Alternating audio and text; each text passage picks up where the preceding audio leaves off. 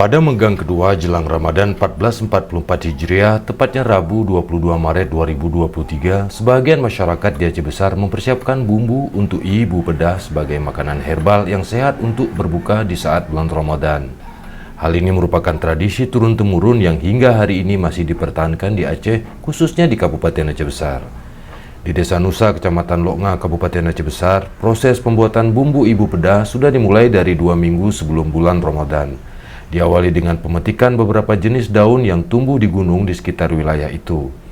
Dedaunan tersebut kemudian dijemur hingga kering, baru dicampur dengan rempahan yang kemudian ditumbuk dengan menggunakan jengki hingga halus, dijemur, dan akhirnya menjadi bumbu. Bumbu inilah yang kemudian dicampurkan ke bubur yang nantinya disantap saat berbuka puasa. Ibu pedah merupakan makanan khas masyarakat Aceh yang diramu secara khusus dengan berbagai daun dan rempah lainnya. Makanan yang berupa bubur ini biasanya dikonsumsi pada waktu tertentu, khususnya pada bulan Ramadan. Hal ini dilakukan karena masyarakat meyakini bahwa ibu pedah dapat meningkatkan stamina atau memberikan khasiat bagi tubuh setelah berpuasa seharian. Ibu pedah terdiri dari 44 rempahan atau dalam bahasa Aceh disebut awuh put ploh put yang kaya herbal dan menjadi alternatif obat-obatan di Aceh. Menurut beberapa sumber, ibu pedah banyak mengandung gizi dan sensasi. Khasiat ibu pedah memiliki nilai fungsional yang mampu menambah stamina, anti tumor, antiseptik, anti lepra, asma, dan baik untuk jantung dan lambung.